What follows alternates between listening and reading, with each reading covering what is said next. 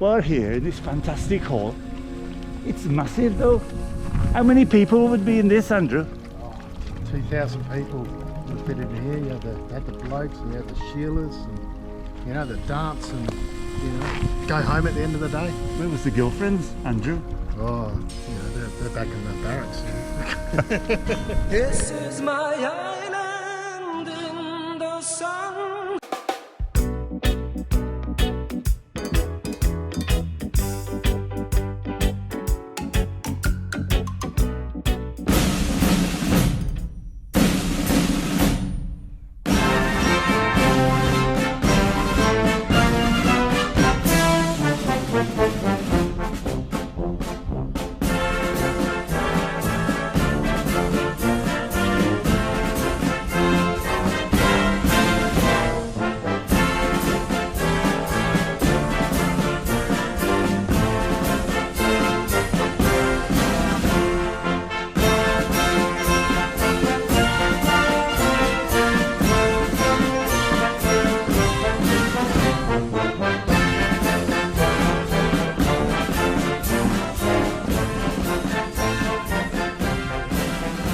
Well, good on you, Cobber.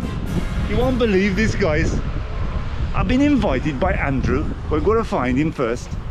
We're over in Pembroke.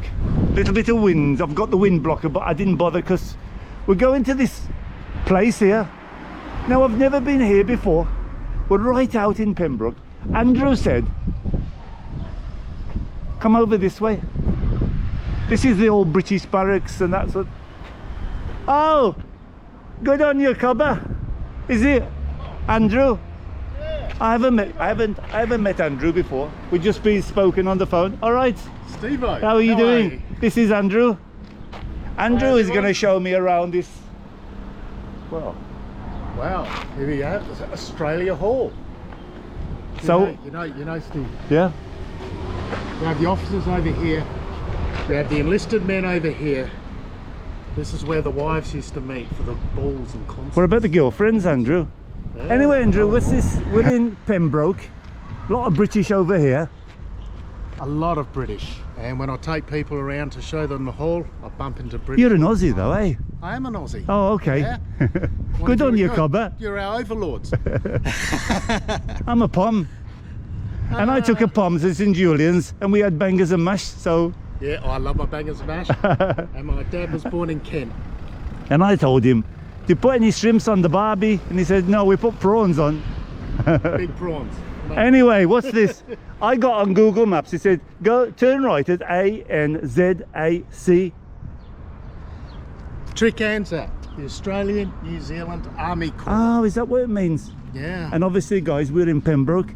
Pembroke is really beautiful. We've got the reverse Moses down there and it's a lovely nature walk and that sort of thing. So this is enormous though, Andrew. It is. This could hold up to 2,000 people. Oh wow. Concerts and balls and things like that. Yeah. So what do they just used to use it for entertainment? Entertainment is built specifically to entertain the troops that after the Gallipoli and Salonika campaigns in 1915. They held billiards here, concerts, they played card games, and then later on, 1921, they extended this portico here for a... Keep going, Andrew. I'll try. At the top here, a projector room. Oh, okay. It really ran as a cinema. Oh, like a cinema. Very much from 1921 right through to 1978, when the British were kicked out of Malta and went home. So this is mostly just entertainment hall. It was not any barracks or anything like that. No, this is the entertainment. Where did they? Oh, so all this was Aussies, These are part of St Andrew's Barracks. and this was Aussies here. No, everybody. Oh, mixed. I believe mixed. even Americans stayed here in the Second World War. Oh, okay. Yeah, I've done several videos of this place walking around. It's fantastic. Look how they built it though. The British built it to last. They did indeed, and you don't get that architecture these days, do you? It's just in a sorry state, eh? It is. So what's that? A boiler vent there? Oh, look at that coat of arms. Yeah. So here's the odd thing. This is the 1908 Australian coat of arms. The building is built in 1915. why didn't they use the 1912 coat of arms, which is our current coat of arms? I like to think perhaps this was built with some funds from the Australian branch of the British Red Cross. Oh, okay. And I like to think maybe they kept that cross as a bit of a, you know, a legacy, a reminder of the, you know, the Red Cross contributions. There's a bit of Australian larrikinism in there. That rising sun underneath the emu. We can't see, Andrew, but we'll take your word for it, because Yeah. the GoPro is hopeless to look. You'll see it. I'll send you some. Oh yeah, we'll do some clips photos, as well. eh? We'll Yeah. do some photo clips, because I found one of the hall way back. So I read something about it burned down as well. Yes. Oh, okay. In 1998, 1998 December, it caught fire, and I believe to be arson. But I can't find any record. So the roof, it looks like there's no roof on it. Was that wood and the roof? Is tin roof. Oh, it was tin, metal. corrugated, like the huts Yeah. in to Ireland and sort of Yeah, thing. it looks like an aircraft hangar. Oh, can we get inside? go inside. But I've seen all the walls bricked up and the windows. Is there a secret way in, Andrew? Oh, there is. Yeah, we have to go through the trees, through the forest. Now, don't pass this on to anybody, guys. As We're you going to know- go up these ropey stairs here. Oh, I thought I'd leave that to you. I'm going to tell you about this little building over here. There. Oh, okay. Hey, it's interesting, guys. I've heard about it. Oh, look. The building was erected in November 1915 by the Australian branch of the British Red Cross Society for the benefit of the soldiers of the Empire. That sounds good. So were Brits allowed in here, or just Aussies? Brits. The British Royal Engineers actually constructed the building. Yeah. But you allowed us Brits to come in. We mixed with you Aussies. Yeah, we're friendly with With that everybody. pommies, with us pommies. Well, you sent the bad boys over to Australia, and we're trying to make friends with you again. We're going to send this to Michael. In fact, I don't know if Michael's been over here. Did you? I've done a few videos with Michael. He likes to do on Facebook and that sort of thing. He goes everywhere, but I'm not sure if he's been this way. Yeah, just watch your step there. Yeah, I'm an explorer, Andrew. You are. I love watching your videos for it. This little building here, this is the latrine. Oh, okay. This was built in 1915, 1916. But you got a word for a latrine in the Donny. Dunny. That was the Donny. We're talking Dunny. Aussie. Let's talk Aussie. This had flushing toilets and drain away sewage and all that sort of thing. Oh, my. I'll put this on just in case the wind was... So a news article came out just earlier this year. This is the most protected bog in Malta. Good on you, Cubby. Donny. How do you Dunny. say it? Let's Dunny. go with the Donny. Yeah, the long drop. Dunny. You like me hat? Oh, I love your hat. It's come from Australia, from I don't know where she sent it from. She's a subscriber. Yeah, awesome, mate. Let's see what you look like. A true, oh yeah, you look how's better than that? me. You look better than me. I don't believe that. Can we use You're a Donny? handsome, man. Because I'm bursting for a wazza. Yeah, I think you have to go around the back. You can't get in there. But look at the gum trees. Oh, so these are gum trees, and Yeah, so we could be up the gum tree. could be. I have no idea what that building is. Oh, there's a lot of British around, guys. You have to come. Oh, there's a door open up the top there. Yeah, so that was the projector room. That Oh, was okay. built in 1921. They extended the front entrance, Yeah. added the door at the front, and that's when we look inside, you'll see where they projected the movies out to the. You know what I stage. noticed, Andrew? The windows. You know what they used to be? Were they stained or something like Yeah, that? so they're Oculus. They're originally, I believe, they were louvered to allow airflow through. Ah, okay. This is not air conditioned. It's what nice. the heat's like. Yeah, it's nice It architecture. is, yeah. Also, there's a bit. Look, there's a bit left up here where they used to put the gutter in and that. So this is neoclassical style architecture, and it's unique to Pembroke. So this is part of the significance of the building. Yeah, you can see it's not the same architecture as the British buildings. They're like Ah, slightly yeah. different. So the construction of the St Andrews Barracks really began around the late 1800s. St Andrews was originally a rifle range, but then late in 1800s they started putting the barracks in, and people started moving in, and What a shame though, eh? What lovely architecture, and it's just been trashed. Yeah, so what we see here, the cloister, and this building here, this is part of the 1921's extension. This is a workshop and a library. Turn your eyes, guys. I've been censored from here. Yeah, lovely graffiti. You know, the decoration of the period was fantastic. Yeah, I can imagine. This ceiling is not great. No, it's, you know, all things considered, a structure. So they used to walk from here then, Andrew? Oh no, there's a door there. Yes, there was a door through there. And walk straight in. Yeah. Because It's always raining in Malta. So to me, it doesn't seem like a main entrance, or was that the main entrance? main entrance out Oh, the front. okay. There's also a rear entrance, but that was more for the stage elements. Oh, so this would be. That was the door there. You can see Oh, nice. roughly where they. Yeah, you can see where they Actually, bricked it up. Yeah. They bricked it up. So they would walk in. It's a massive place, though. Eh? It's huge. What a shame. You know, people, when I show people pictures, they go, wow, I didn't expect it to be that big. No, Here- it's here we big. have remnants of the fire as well, and the door jamb. Oh yeah, you can see where it's probably where the. So it's still a bit of the door here. Yeah. Yeah, you can see the blackness there. Later on, the windows were filled in, you know, as used as a cinema. You need a dark room, so that was it. But you can see there the holes for the movie projectors. Oh, so the movie was from here. Yeah. And this is a stage. This is the stage area. There's rooms, and it's got a tree growing out of it now, but you can walk down underneath the stage. I can see there's partly bricked up some of the. Well, I suppose where the screen was there. Yeah. And a lot of what we see today, these walls here, are part of a 1960s adoption or adaptation to the building to actually bring the cinema up to scratch. And this these concrete ramps. So the cinema was done after like a. When was the cinema done? When it was. Well, it always ran as a cinema. Oh, but, okay. But it was upgraded with the ramps, the exit ways on the side there. Yeah. And they installed these for seating, so you got inclined seating to the stage. That was done in the 1960s.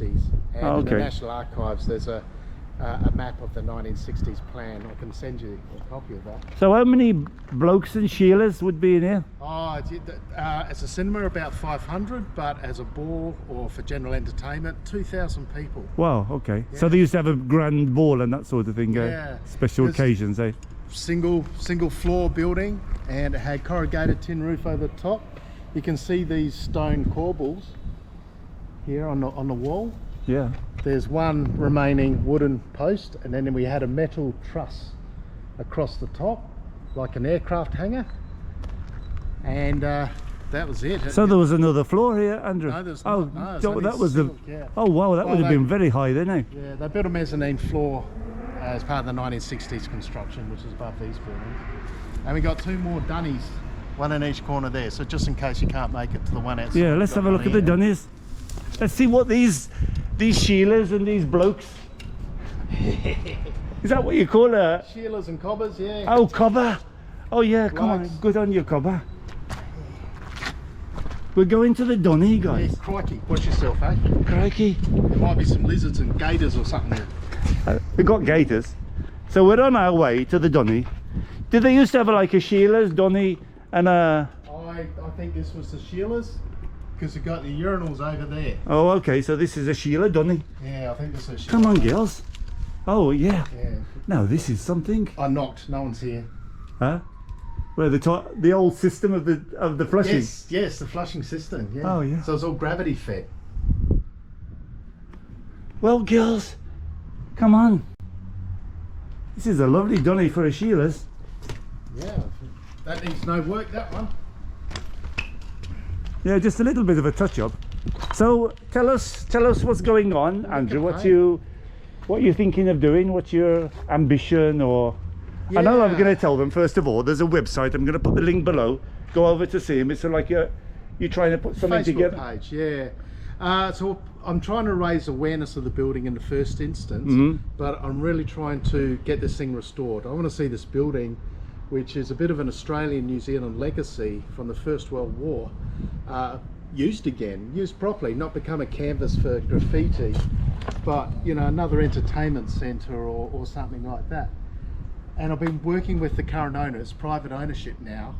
He wants to develop the undeveloped portion of land behind the latrines there, put some office spaces there, and our last discussion, he wants to turn this into a conference centre. Oh, okay. And I asked him if I could have a small space for a Anzac museum, and he, on a handshake, he said yes. Oh, So, sounds good then. yeah, no, he's pretty good. It's a scheduled building, so he does need to get it restored. How far along is it, or is it? Well, I'm meeting up with him later this week to Oh, okay. discuss his plans. Okay. So if some Sheilas or blokes come over and show their interest, that will really push things along Yes, a little and bit. that's happening. Oh, okay, that's that is great, happening. We have John Monash Foundation in Australia. We're talking to them about putting a sculpture of John Monash. He was the commander of the Australian New Zealand forces in the First World War. Out the back there. There used to, in 1916, there used to be a garden out the back. I mean, there's a nice photograph. Okay. Of people We'll put sitting some in of the those garden. photographs if you've got them. We'll put some up. I'll Yeah, maybe do a at the very beginning of them of the video. I think they should be alright because you can find them online Yeah, easily okay. enough. They're part of the Richard Ellis collection. Oh, okay.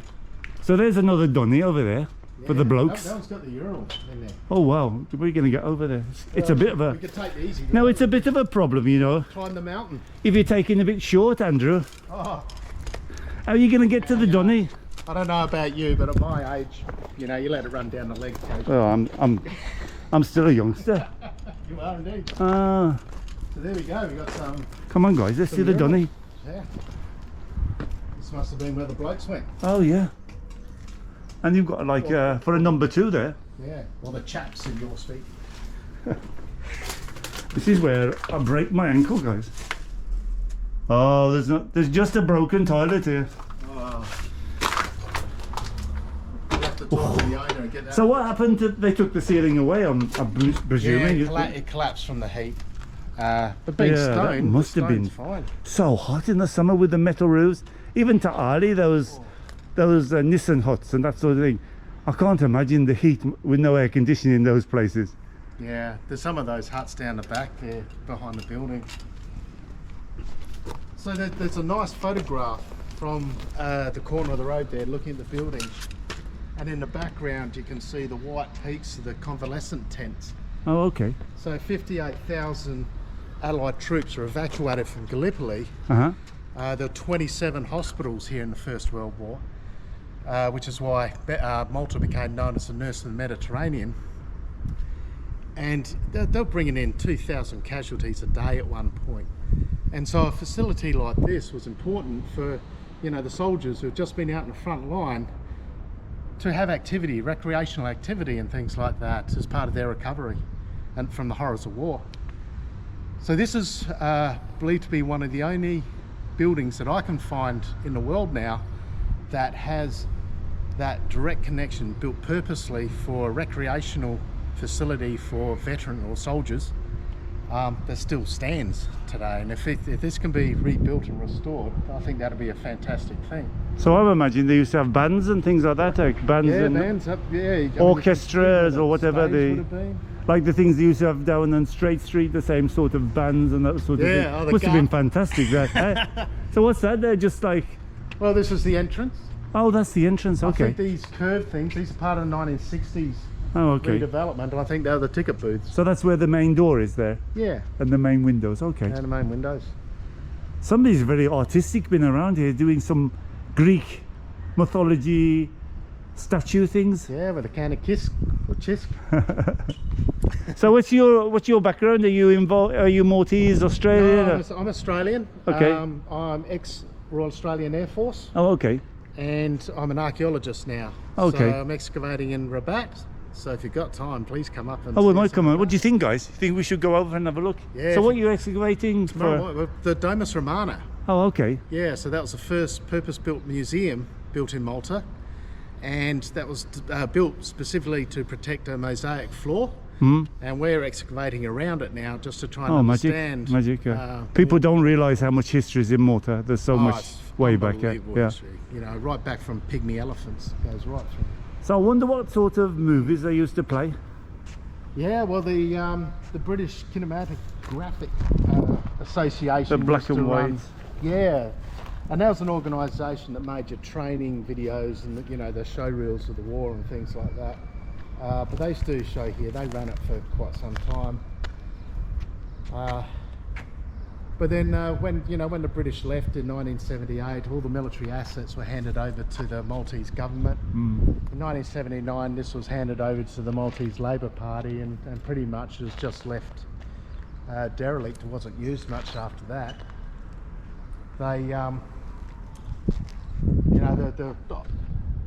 lot of calls for its reuse and restoration even then before the fire. It was downgraded from a Schedule 1 in 1997 to a Schedule 2 in 1996 to a Schedule 2 in 1996, and as many of the St Andrews Barracks buildings were. And I believe that was just to allow greater opportunity to have these buildings used for businesses or some other purposes. It was handed over to the current owner in 2014, and he's put a few proposals to reuse the building, but his latest one is for a conference centre, which I think would be a really good continuing adaptive. It's a mammoth job though, eh? Yeah, my discussions with the Maltese National Trust here estimate about €5 million to yeah, get and this there's so much to do with Malta. Hey guys, sorry to interrupt the video. I hope you're enjoying it. I want to thank my Patreons and the contributions from PayPal. If you want to help the channel, the link is below. If you want to go over and see my other channels, travel channel and foodie channel, all the links are for Instagram and Facebook.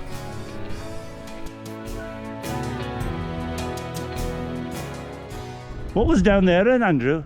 Well, this was underneath the stage. This is where they changed Hey, let's go. Shakespearean costume. Let's have a look under the stage, guys. This is going to be dangerous. This is a A over T. You know what A over T means, Andrew? Yeah. Oh, okay. Yep, I've done that a few times. Hey, there's a doorway here. So this was under the stage. Watch out for the snakes, Andrew.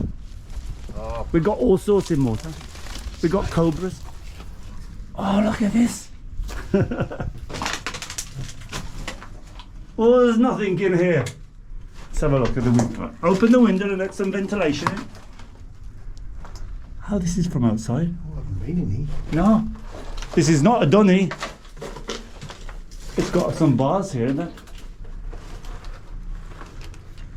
There's the second floor. What was behind here? Come on, guys. A over T coming up. Can you carry a 6'4" bloke out to his car when he's gone flat on his arse? No, I'm an archaeologist, I can bury you. So let's have a look here. Some WD-40 and some stairs here. Oh, some lovely carpentry work here.